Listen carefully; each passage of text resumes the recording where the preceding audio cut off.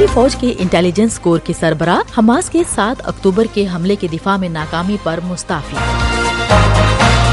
یورپی وزرائے خارجہ کا روس اور ایران پر پابندیوں کا اعلان۔ دنیا بھر میں جنگوں اور بڑھتی ہوئی کشیدگی کی وجہ سے عالمی فوجی اخراجات میں 1 دہائی کے دوران سب سے زیادہ اضافہ۔ Stockholm International Peace Research Institute کی نئی رپورٹ۔ وائس آف امریکہ واشنگٹن سے اہم خبروں کے ساتھ سعدیہ زیب رانجھا۔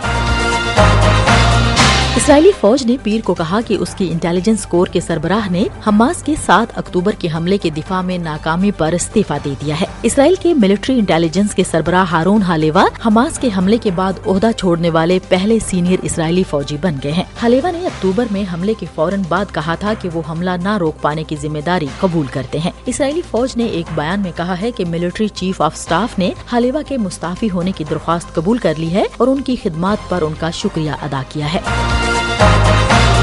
ہم وائس آف امریکہ واشنگٹن سے آپ سے مخاطب ہیں۔ سویڈن کے وزیر خارجہ نے لکسمبرگ میں یورپی یونین کے وزرائے خارجہ کے اجلاس سے قبل کہا کہ یورپی یونین کی پابندیوں کے اگلے پیکج میں روسی تیل کو منتقل کرنے والے ٹینکروں کے بیڑے کے خلاف اقدامات شامل ہونے چاہئیں۔ Adopting the 14th sanctions package is one of the most important things.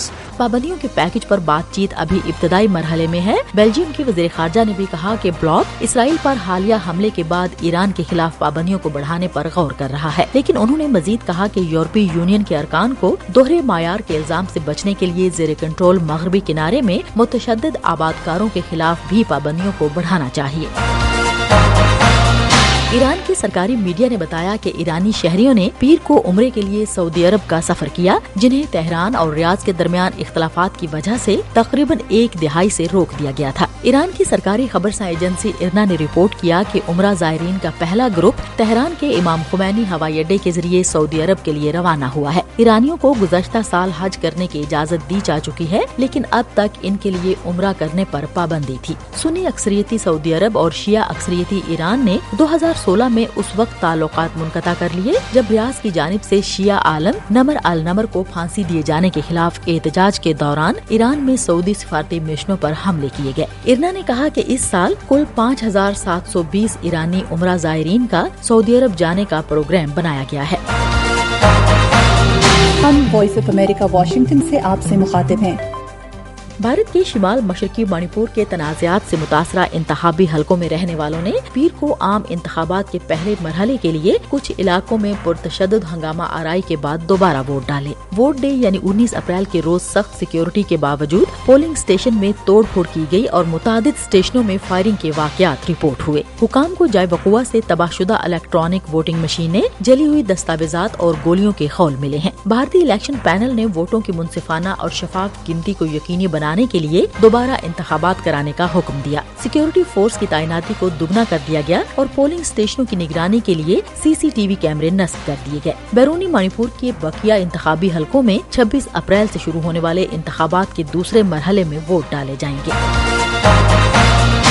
Stock home International Peace Research Institute کی ایک نئی رپورٹ کے مطابق دنیا بھر میں جنگوں اور بڑھتی ہوئی کشیدگی کی وجہ سے عالمی فوجی اخراجات میں 2023 میں 1 دہائی کے دوران سب سے زیادہ اضافہ دیکھا گیا، جو $2.4 ٹریلین کی بلند ترین سطح پر پہنچ گیا ہے۔ رپورٹ کے مطابق 2023 میں فوجی اخراجات میں 6.8% اضافہ ہوا، جو 2009 کے بعد تیز ترین اضافہ ہے۔ رپورٹ کے مطابق یہ اضافہ دنیا بھر میں امن و سلامتی کے بگاڑ کی عکاسی کرتا ہے اور دنیا میں کوئی ایسا خطہ نہیں ہے جہاں حالات بہتر ہوئے ہوں۔ امریکہ، چین، روس، بھارت اور سعودی عرب بالترتیب فوجی اخراجات میں سب سے زیادہ خرچ کرنے والے 5 ملک ہیں، جبکہ روس نے اخراجات میں 24% اضافہ کیا، جو 2023 میں $109 بلین تک پہنچ گیا ہے۔